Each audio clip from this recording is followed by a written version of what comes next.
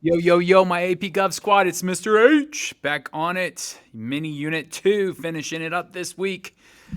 The executive, the president, POTUS, the executive branch, the boss of all bosses, right? The commander in chief, the chief executive, the chief legislature, the chief of party, the chief citizen, man, crisis manager. All these hats the president wears, man, it must get tiring being the most powerful person in the free world, right? All right, so let's get it. Today's podcast, we're going to keep it under 15 minutes, maybe even under 10 minutes. Let's go. So, learning objective for this episode here, the presidential megaphone is what we're calling this episode. We're still in Unit 2, the interactions among the branches, but executive specifically, right? Presidential communication is our topic. And the learning objective for 2.6 is explain how the president's agenda creates tension and confrontation in Congress. All right, so let's get it, right? Got this pulled up. You guys have your active listening notes. Make sure you're filling it in as we go through, okay? All right, so picture this. It's January 20th, 2025. The President of the United States steps into the Oval Office, and the Oval Office is on the first floor, by the way, of the West Wing. And as you open the doors, you go right into the Rose Garden. So a little White House facts for you, right? First floor, West Wing of the White House is where the executive branch operates out of, right? And so the President of the United States steps into the Oval Office. The reporters, they're buzzing, cameras flashing, Twitter is waiting. But here's the secret, right? The president's most powerful weapon isn't the nuclear launch code, so that's pretty darn powerful. And maybe we should elect someone who we can trust with those, right? It's not the veto pen either, right? So it's not the nuclear launch codes, it's not the veto pen, or even executive orders. It's the microphone, guys. The microphone that the president wields to alter public opinion, to inspire the nation, to inspire policy, or to try and kill policy, right? It's the microphone, the ability to persuade the American people and Congress to spin the narrative in their favor and to set the nation's agenda with regard to policy, laws, and the future of the nation. The president has the ability to influence this greatly through the bully pulpit, which is what we're going to talk about today, all right? So welcome to episode 4 of Locked On AP Gov, where we unpack the president's megaphone, the power of communication, and bargaining and persuasion power. So let's get it. Segment 1, the bully pulpit. At the start of the 1900s, so let's take it back just over 100 years, right? 125-ish years. Teddy Roosevelt gave us the phrase bully pulpit. And he didn't mean bully like a playground tough guy, right? The guy picking on people. No. In that time, it meant awesome. Bully meant good. And for him, the presidency was the ultimate stage, the place where one voice could capture the entire nation's attention. I mean, he even coined the phrase, right? Speak softly and carry a big stick, right? That big stick diplomacy of the White Fleet he would sell around the world and flex the American muscle, so to speak, right? So imagine the bully pulpit as a presidential TikTok account. When the president posts, everyone stops scrolling and checks it out. And for decades, over the decades, guys, right? Since presidents have reinvented the megaphone, right? And so let's talk about a couple presidents who definitely changed the game when it came to the bully pulpit and the presidential communication platform, right? So FDR, Franklin Delano Roosevelt, he sat at the radio and spoke to Americans during the Great Depression, during World War II, right? So a time when Americans needed reassurance, specifically the Great Depression, in a time where Americans needed a calm, steady, strong voice that will help pull them out of this dark moment in American history, right? FDR did this through his fireside chats. calming the fears that occurred during the Great Depression and World War II. He said, whoa, whoa, whoa, don't pull your money out of banks. Trust the bank system. Put your money back into banks. Trust that we will get out of this together. That's FDR. Powerful bully pulpit moment. Radio changed the game for the presidency. All right, next up, Ronald Reagan, nicknamed the Great Communicator. This guy was a former Hollywood actor. Guy was great in front of a camera. So the Great Communicator mastered television, connecting with viewers, his voting base, and the opposite, as if he were in the living room with you, right? So he used television in a way that made you feel like he was there talking to you in living room, in person. And he's great at it, guys, great at it. Some of the most famous national speeches or televised messages to the American people occurred under Reagan's presidency, where he spoke directly to the American people. And then let's fast forward some guys to Barack Obama. He turned Facebook and digital organizing in 2008 into a true campaigning weapon, right? He mobilized young voters with his beautiful message of what change we can believe in. And he used Facebook specifically to get an unbelievable voter turnout of young Americans to show up and vote for him in the 2008 election, right? 2009, 2008, 2009. So he used Facebook, first social media communication by a president. Big, because that's where we've headed ever since. Now, fast forward to Donald Trump. In 2016, he fired 6 to 8 tweets a day, averaged 8 to 6 tweets every single day in his first tenure as president, right? And he used Twitter like a battering ram, guys, dominating the headlines with a single post. I mean, he changed the game with how presidents communicated with us and how often they communicated with us. And now, even in 2025, he's continued his tweeting and using of social media to communicate with the American people. And Joe Biden, well, Joe Biden also was using the bully pulpit as well. He may not have dominated our social media feeds, right? But he did lean on speeches and staged events to sell big ideas such as his Infrastructure Act of 2021. And so this is what the bully pulpit means. It's the informal power to set the policy agenda of the nation. Though the president cannot make laws, he can influence policy agenda. And to frame the conversation, to move public opinion in the direction that he wants it, right? So his bully pulpit, his microphone, is meant to sway public opinion, to put pressure on congressmen and women, senators and representatives. And by swaying the public opinion in favor of his policy agendas, the constituencies then put pressure on senators and representatives to do that. And so by communicating through the bully pulpit, the president can affect what bills get passed through Congress and make it to his desk to sign into law. All right, segment 2, bargaining and persuasion. Another very powerful move here by the president. Words alone don't get bills passed. Presidents also must rely on bargaining and persuasion, the political horse trading that makes Congress move. This is the behind-the-scenes part of presidential power, the phone calls, the promises, the if you support me on this, I'll support you on that. Take Joe Biden's infrastructure bill. You might want to lock this in. You can use this on an FRQ on the AP exam. Infrastructure means roads and bridges and things that help our whole system continue to operate, like the actual roads and bridges and sewer systems or whatever else, right?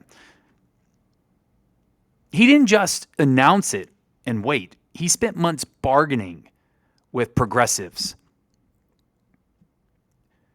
who wanted more and moderates who wanted less, Progressives meaning your extreme liberals, right, who want a lot of government intervention, and your moderates who are more conservative, who want much less government intervention, right? And he was persuading each side until enough votes lined up for his bill. And now, in catering to the progressives and moderates, he did see his bill shrink from just over $2 trillion is what he wanted in his bill to be spending, to be funding it. He only got about $1.2 trillion. So cut it in half. And so he got much less for this infrastructure bill than he originally wanted, but he still was able to get it passed through with bipartisan support. All right, so moving on. Contrast that with Donald Trump's big, beautiful bill that happened in 2025. This summer, the big, beautiful bill, just recently, which rolled through Congress easily, now with some alterations, but for the most part, this omnibus bill, this combo mill package, right, a lot of different things included, was able to roll through unscathed somewhat, thanks to unified government. And Joe Biden had a divided government, which required his infrastructure bill to be trimmed down, and he had to compromise with moderates and the progressives, right? The big, beautiful bill in 2005 here with Trump didn't need to be carved down or shrunk down because it was in a unified government. Republicans control the Congress and the presidency. And so when one party controls both, they get things done. Not much gridlock. The problem with this, though, is the minority parties, the minority factions don't get their voices heard. The majority dominates. And in Federalist 10, James Madison was worried about this. So on the other hand here, guys, think Barack Obama.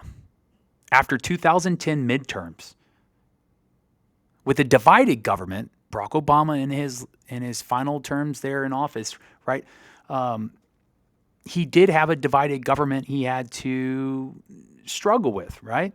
So the Republicans, after 2010, right, had control of Congress.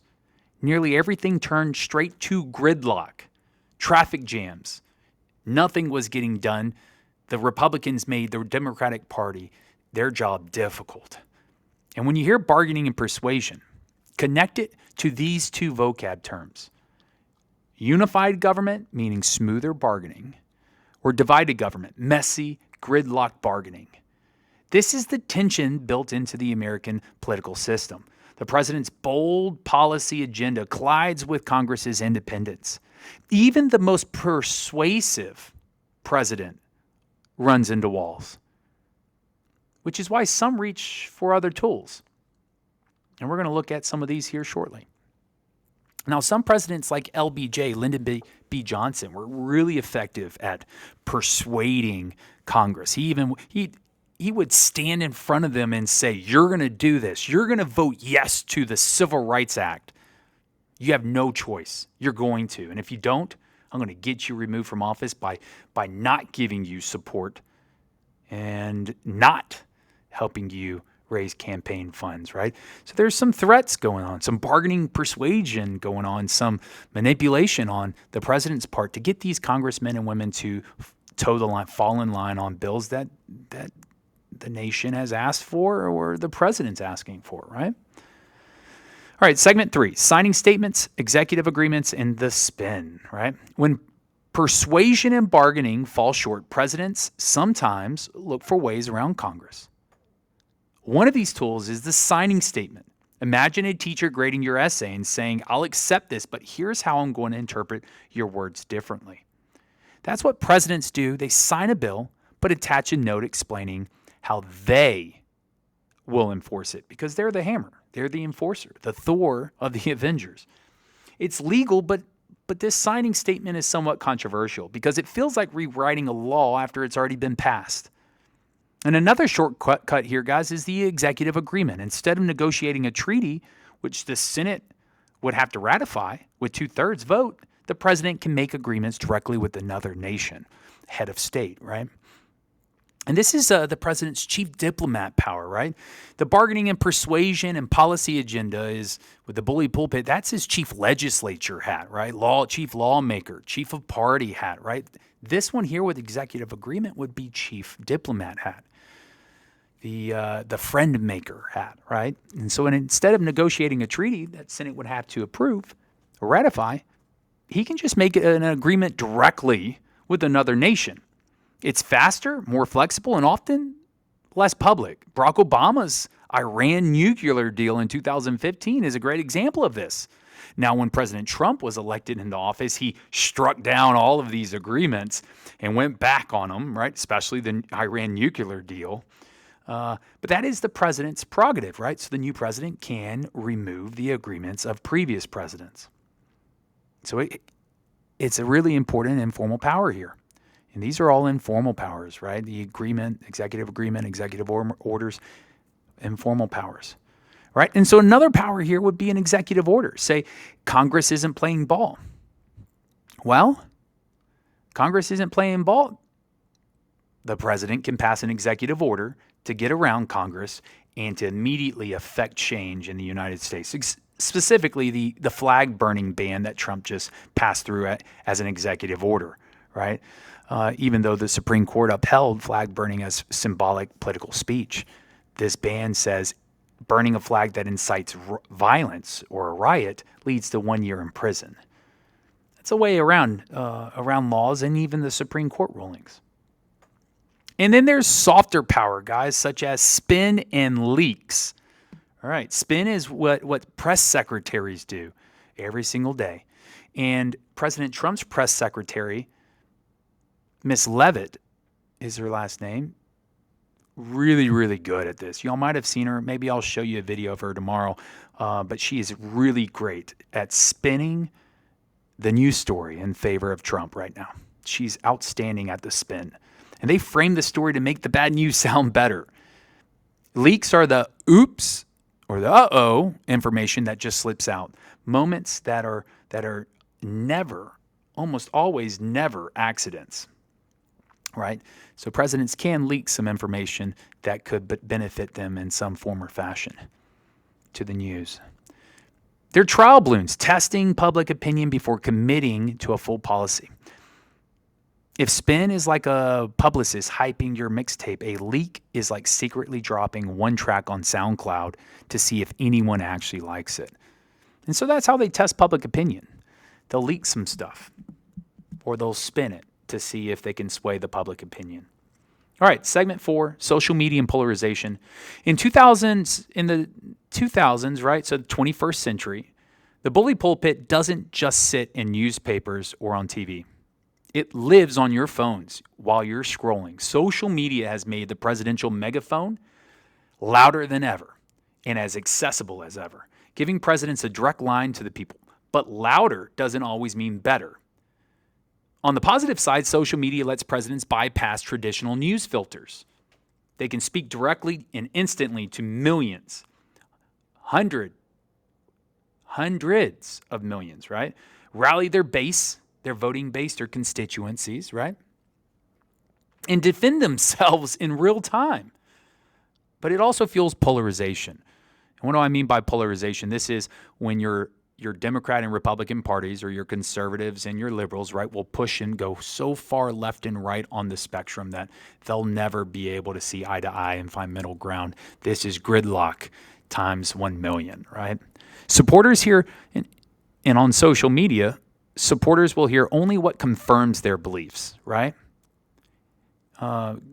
They only see on their algorithm that their For You page, right? They'll only see stuff that confirms what they believe and supports their belief.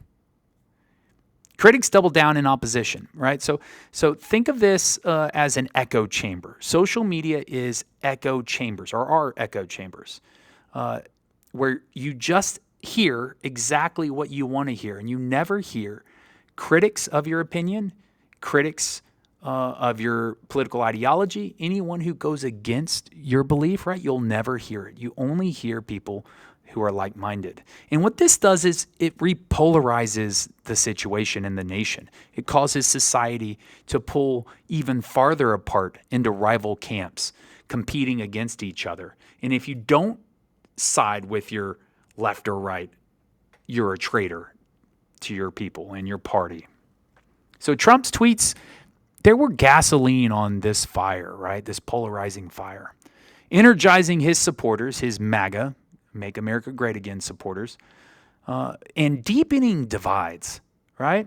Biden's quieter approach, Joe Biden, Sleepy Joe, had a much more quieter approach that didn't dominate timelines and headlines and For You pages and your feeds, but still used social media strategically, right? He did use it occasionally. And either way, the megaphone is always on, and the nation hears every word, whether it's united or divided, whether it unites us or divides us. All right, so outro here, guys. Super short one today. And so here's the lesson. The presidency isn't just about formal powers, right? Your black ink on white paper powers, right? Such as your veto, your presidential appointments to department head and judges and ambassadors and all those things, and treaty negotiation through chief diplomat. It's also about stories. It's about persuasion and bargaining, manipulation. It's about how presidents use communication to turn words into policy they want. From Teddy Roosevelt's bully pulpit to Trump's Twitter storms, every president has held this same microphone. They just play different songs with it or through it. And that's why topic 2.6 matters, because presidential communication isn't a sideshow. It is the show. And next time on Locked On AP Gov, guys, we'll flip the script and ask who checks the president when the microphone gets too loud. Stay bold, stay curious, stay locked on AP Gov, guys. Mr. H out. Peace. See you tomorrow. Do your non-negotiables. Do them. Do it.